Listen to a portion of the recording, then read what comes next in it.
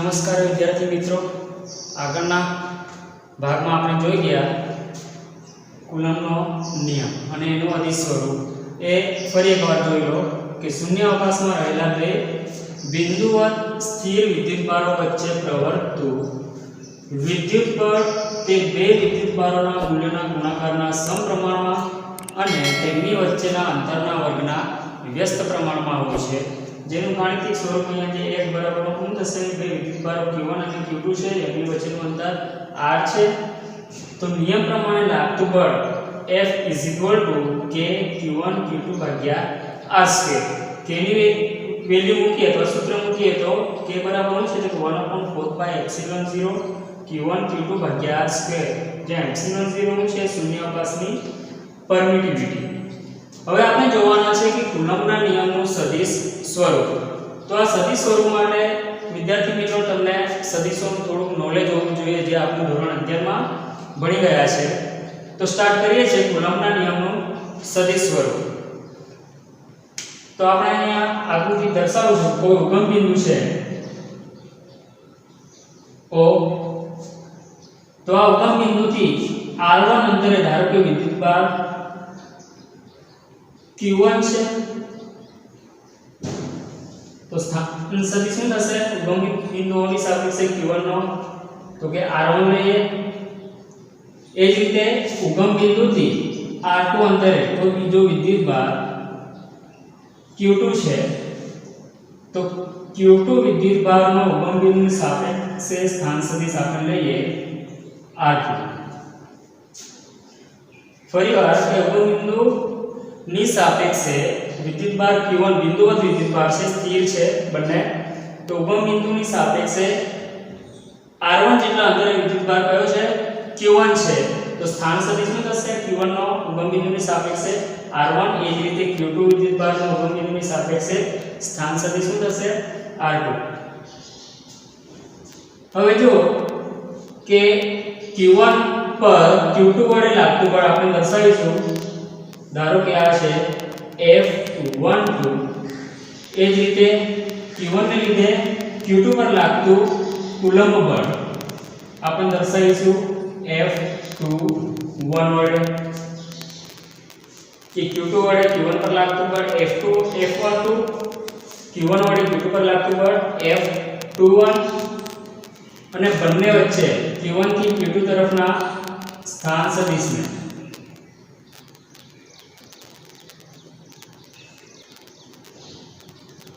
આપણે દર્શાવીશું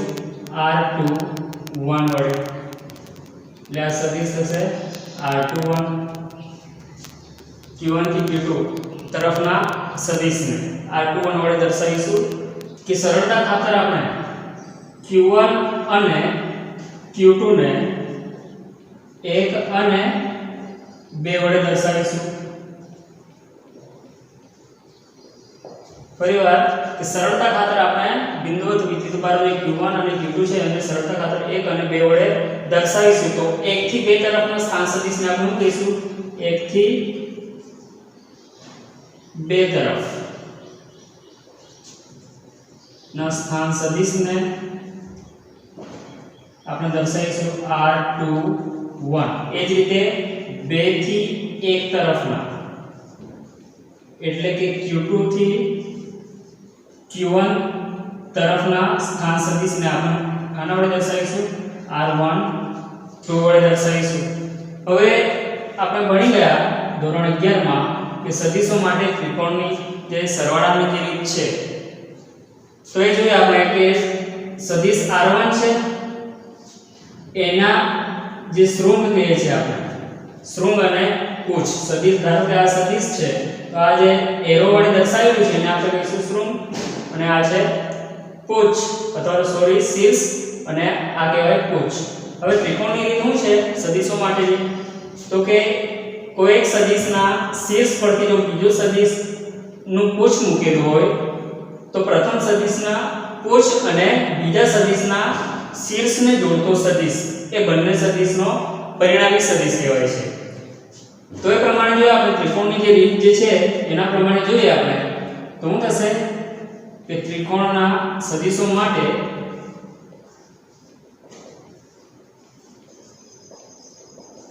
ત્રિકોણના સરવાળાની રીતથી શું થશે r1 plus r21 r1 plus r21 is equal to શું થશે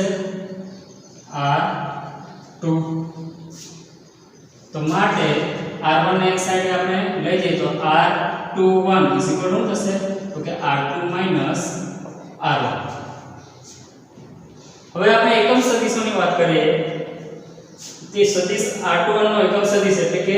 સદિશ r21 ની દિશામાંનો એકમ સદિશ q1 થી q2 તરફનો તો એને આપણે દર્શાવીશું કે r21 માટે એકમ સદિશ આપણે જો વ્યાખ્યાયિત કરીએ તો r21 કેરેટ બરાબર શું થશે એકમ સદિશ એટલે શું તો કે સદિશ ભાગ્યા સદિશનું મૂલ્ય આપણે કયો સદિશ એકમ સદિશ જોઈએ છે q1 થી q2 તરફનો એટલે કે r21 કેરેટ શું થશે સદિશ એટલે કે r21 ભાગ્યા સદિશનું મૂલ્ય r21 એ જ રીતે આપણે દર્શાવવું હોય કે q2 થી q1 તરફના એકમ સદિશનું મૂલ્ય આપણે જોઈએ તો કઈ રીતે લખી શકાય r12 caret is equal to r12 સદિશ ભાગ્યા r12 સદિશનું મૂલ્ય આપણે માનાંકમાં દર્શાવીએ છીએ તો હવે કે q1 પર q2 વડે લાગતું કુલંબ બળ આપણે આ નિયમની મદદથી દર્શાવવાનું છે હવે q1 પર q2 વડે લાગતું બળ F12 વડે દર્શાવીએ આપણે આના વડે કે q1 પર q2 વડે લાગતું બળ આના વડે દર્શાવેલું છે F12 તો F12 is equal to 1/4 pi epsilon 0 q1 q2 ભાગ્યા બંને વચ્ચેનું અંતર શું થશે તો કે માનાંકમાં તો r21 square into r21 caret ફરીવાર જોઈ લો q1 પર q2 વડે લાગતું કુલંબ બળ F12 બરાબર શું થશે F12 બરાબર 1/4 pi epsilon 0 q1 q2 ભાગ્યા r21 square into r21 caret આપણે જો અહીંયા બળ જે છે સદિશમાં દર્શાવેલું છે તો આપણે અહીંયા આ બરાબરની ડાબી સાઈડે સોરી જમણી સાઈડનું મૂલ્ય પણ આપણને સદિશમાં જોઈએ એટલા માટે આપણે આ જે અંતર જે છે r21 સદિશ જે છે એની દિશામાંનો એકમ સદિશ દર્શાવવો પડે એ જ રીતે q2 પર સોરી વિદ્યાર્થી મિત્રો કે q1 પર q2 વડે લાગતું બળ છે તો અહીંયા આવશે r12 સ્ક્વેર એ જ રીતે અહીંયા આવશે r12 કેરેટ હવે q2 પર q1 વડે લાગતું કુલંબ બળ હું થશે F21 is equal to 1/4 pi epsilon 0 q1 q2 ભાગ્યા r21 square into r21 caret અહીં જોજો r21 એનું મૂલ્ય શું છે r21 બરાબર r2 minus r1 અહીંયા એક સ્ટેપ આગળ લખી આપણે જો માઈનસ આગળ લઈ લઈએ તો r1 માઈનસ શું થશે r2 અને r1 minus r2 જો r21 બરાબર r2 minus r1 હોય તો r1 minus r2 થશે minus r12 તો અહીંયા આપણે લખી શકીએ કે 1/4 pi epsilon 0 q1 q2 ભાગ્યા r21 સ્ક્વેર r21 કેરેટ એ જોઈ લો કે આના બરાબર શું લખાય r21 બરાબર આના પરથી લખું છું અહીંયા જોજો કે r21 કેરેટ બરાબર શું છે r21 ભાગ્યા સદિશ r21 નું મૂલ્ય અને r21 બરાબર શું છે અહીંયા માઈનસ r12 તો ઉપર આપણે લખી શકીએ કે માઈનસ r12 2 ભાગ્યા છેદમાં r21 અથવા તો માનકમાં છે એટલે r2 r12 તો ઇઝ ઇક્વલ ટુ લખાય માઈનસ આના બરાબર માઈનસ r12 કેરેટ. જોઈ લો વિદ્યાર્થી મિત્રો ફરીવાર કે q1 અને q2 ને 1 અને 2 વડે આપણે દર્શાવવાનું છે. તો 1 થી 2 તરફના સ્થાન સદિશને આપણે r21 વડે દર્શાવીશું અને 2 થી 1 તરફના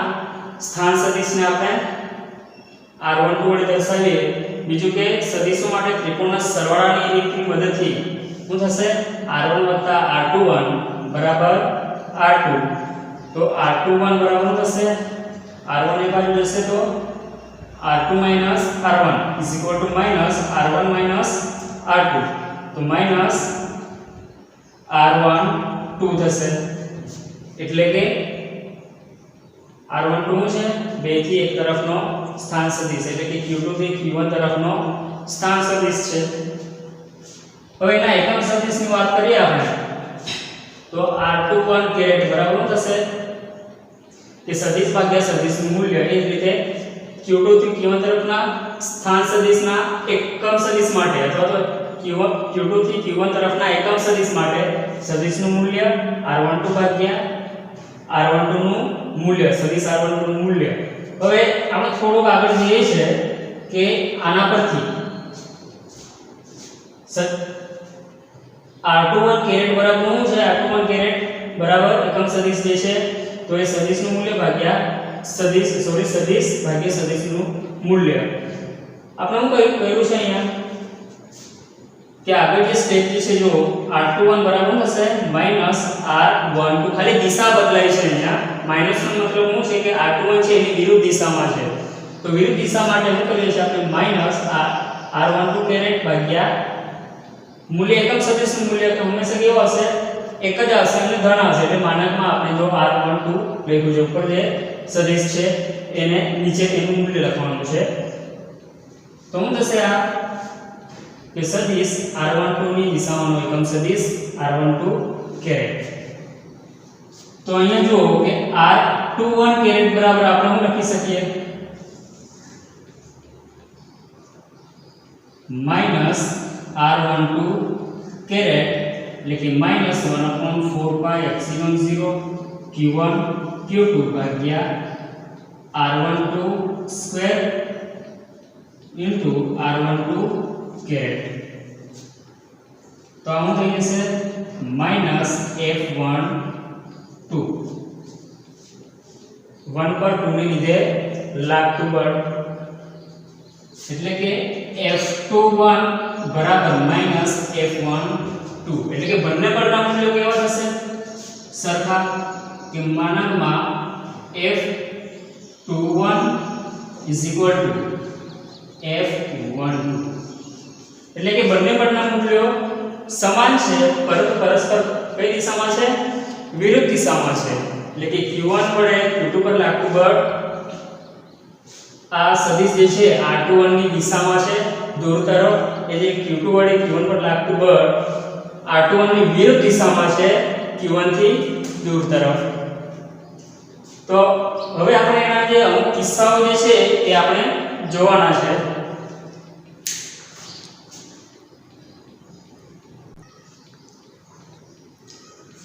ઓકે તો આપણે જોયું કે કુલમ્બના નિયમનું સદિશ સ્વરૂપ. હવે એની કેટલીક નોંધપાત્ર જે બાબતો જે છે એના વિશે આપણે ચર્ચા કરીએ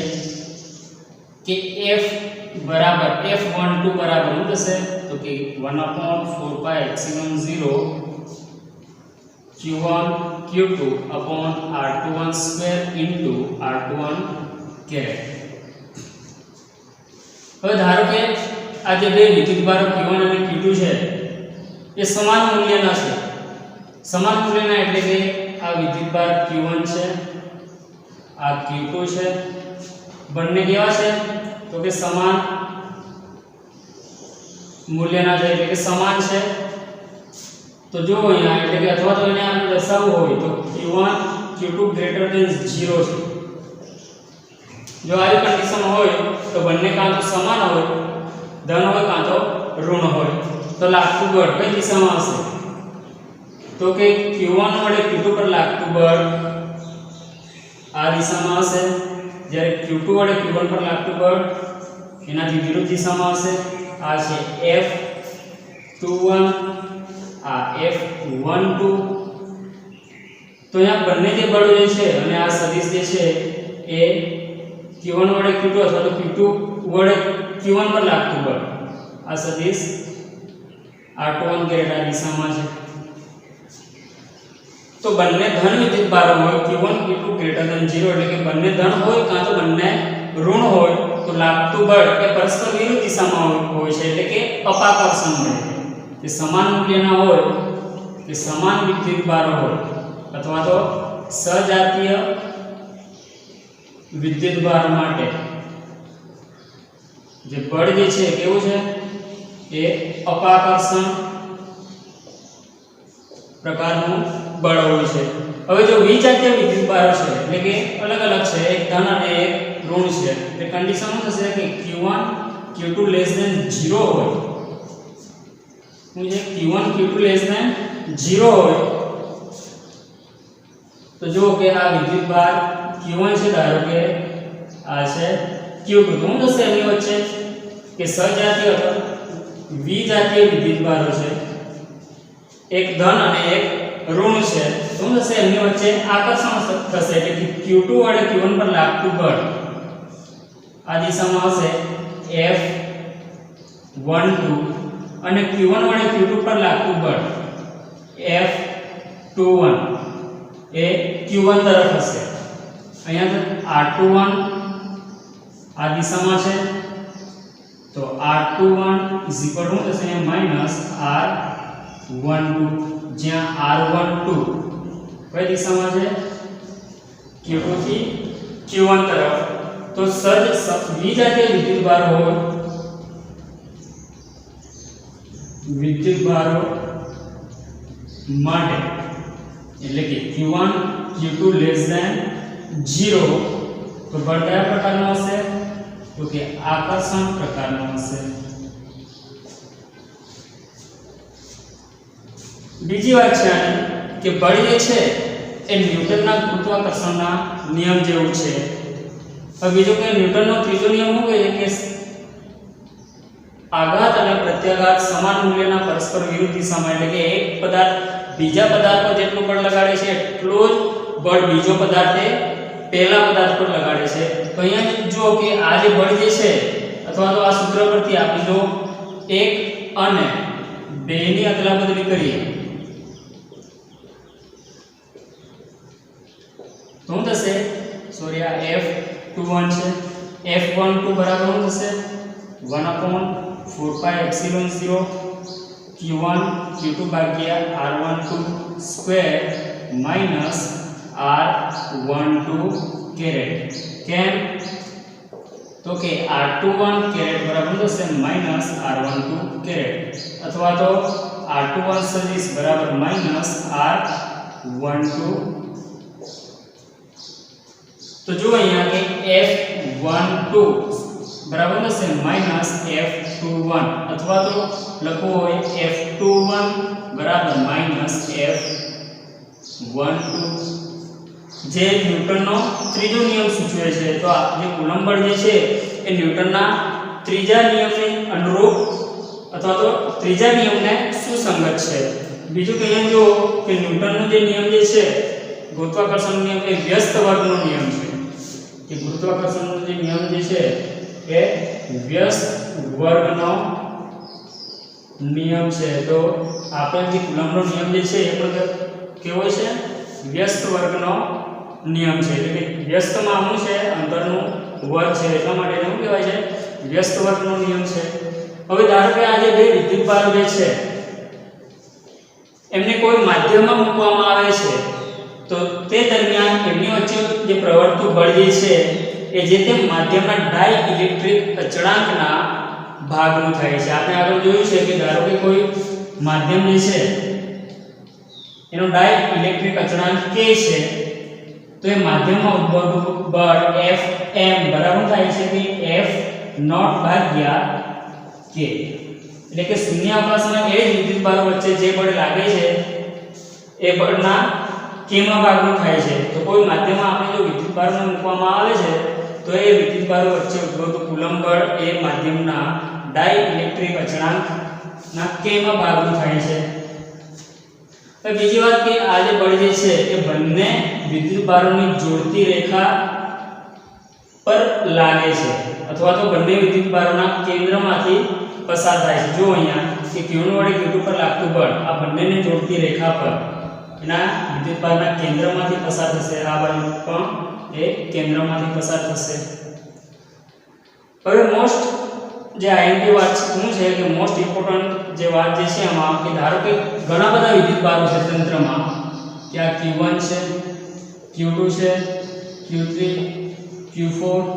એવા ઘણા બધા વિદ્યુતભારો છે. તો આપણે Q1 પર લાગતું જો બળ જે છે Q1 અને Q2 વચ્ચે જે બળ શોધવું છે તો માત્ર આપણે આ બે વિદ્યુતભારો વચ્ચેનો જે બળ છે એની ગણતરી કરી શકીએ. આપણે એમાં કોઈ ત્રીજો વિદ્યુતભાર જે છે એ ભાગ ભજવતો નથી. એટલે કોઈ પણ બે વિદ્યુતભારો વચ્ચે લાગતું બળ એ લાગતા બળ પર બાકીના તંત્રમાં રહેલા બાકીના કોઈ પણ વિદ્યુતભારની અસર થતી નથી. એટલે કોઈ પણ બે વિદ્યુતભારો વચ્ચે આ બળ ઉદ્ભવે છે. એટલા માટે આ કુલંબ જે બળ જે છે કુલંબ બળ એને ટુ બોડી ફોર્સ પણ કહેવામાં આવે છે. કુલંબ બળ શું કહેવામાં આવે છે? Two body force. કેમ તો કે તંત્ર છે એમાં ઘણા બધા વિદ્યુતભારો છે, તો જે કુલંબ બળ એ હંમેશા કોઈ પણ બે વિદ્યુતભારો વચ્ચે જ ઉદ્ભવે છે, એમાં કોઈ ત્રીજો વિદ્યુતભાર ભાગ ભજવતો નથી. જો આપણે Q1 અને Q2 વચ્ચે બળની ગણતરી કરવી છે તો F12 બરાબર લખી શકીએ કે Q1 Q2 ભાગ્યા ધારો કે R12 સ્ક્વેર છે. એ જ રીતે Q1 અને Q4 વચ્ચે આપણે જો બળની ગણતરી કરવી હોય તો F14 બરાબર કે Q1 Q4 ભાગ્યા R14 સ્ક્વેર. પછી Q1 એ આગળ આપણે સંપાદપણાનો નિયમ છે એમાં જોવાનું છે કે કોઈ એક વિદ્યુતભાર પર બાકીના તંત્રમાં રહેલા બાકીના વિદ્યુતભાર વડે લાગતું કુલ બળ શોધવું હોય તો કોઈ પણ બે વિદ્યુતભાર વચ્ચે જ બળની ગણતરી થાય છે, કોઈ ત્રીજા વિદ્યુતભારની ગણતરી થતી નથી. એટલા માટે એનું કહેવાય છે ટુ બોડી ફોર્સ કહેવાય છે. હવે આપણે આગળ ચર્ચા કરવાનું છે કે સંપાદપણાનો સિદ્ધાંત અને જો તંત્ર છે એમાં બે કરતાં વધારે વિદ્યુતભાર હોય તો કોઈ એક વિદ્યુતભાર પર લાગતું બળ એનું મૂલ્ય કેટલું હોય એ આપણે મેળવવાનું છે એ જોઈએ આપણે.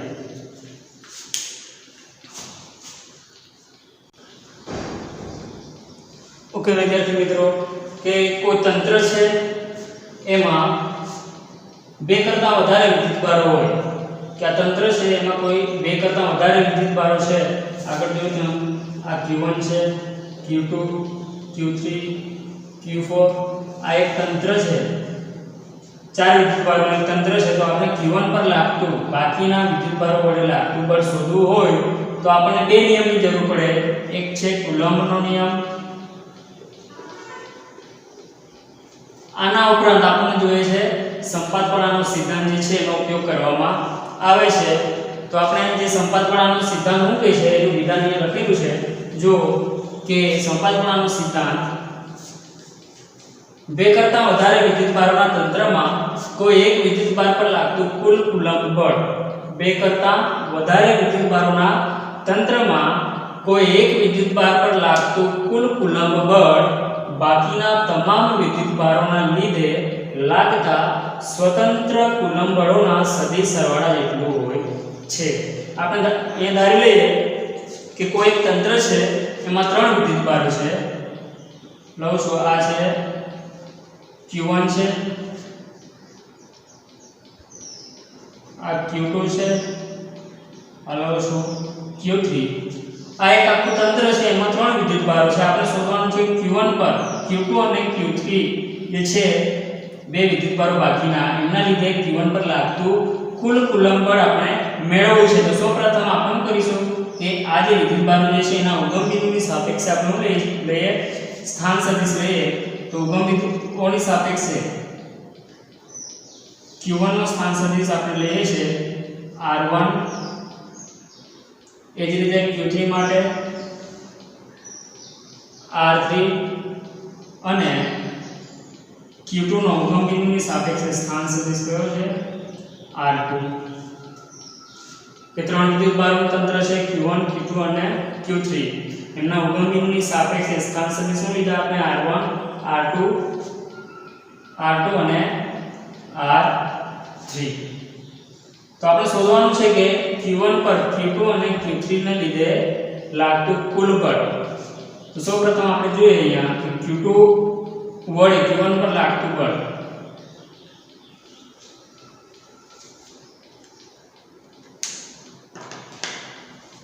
કે Q1 પર Q2 વડે લાગતું બળ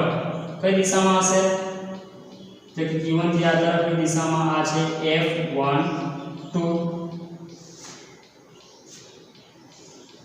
એ જ રીતે Q3 વડે Q1 પર લાગતું બળ આ બંનેને જોડતી રેખા પર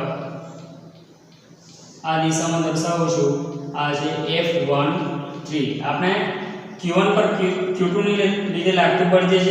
છે એને આપણે આના વડે દર્શાવીએ છીએ F12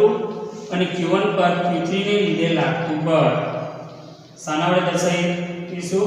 F13 તો આ બંનેનું પરિણામી બળ આપણે શોધવાનું છે એટલે કે Q1 પર Q2 અને Q3 વડે લાગતું કુલ બળ મેળવવું છે આપણે તો જો અહીંયા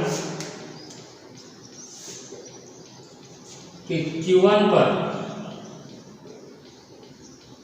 Q2 વડે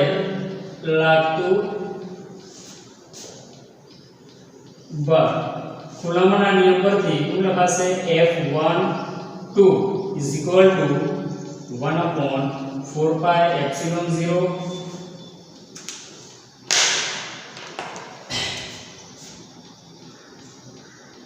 Q1 Q2 ભાગ્યા બંને વચ્ચેનું અંતર આપણે લઈએ અહીંયા આ છે R12 સદિશ એટલે કે બંને વચ્ચેનું અંતર R12 લઈએ છીએ આપણે તો R12 સ્ક્વેર એકમ સદિશ કઈ દિશામાં હશે આ બંનેને જોડતા સદિશ તરફ R12 કેરેટ એ જ રીતે Q1 પર Q3 વડે લાગતું બળ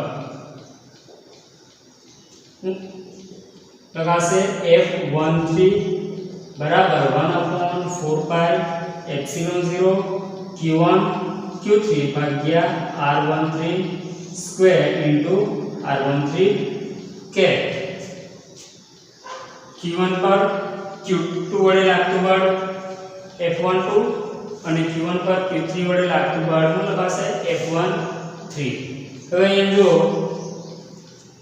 કે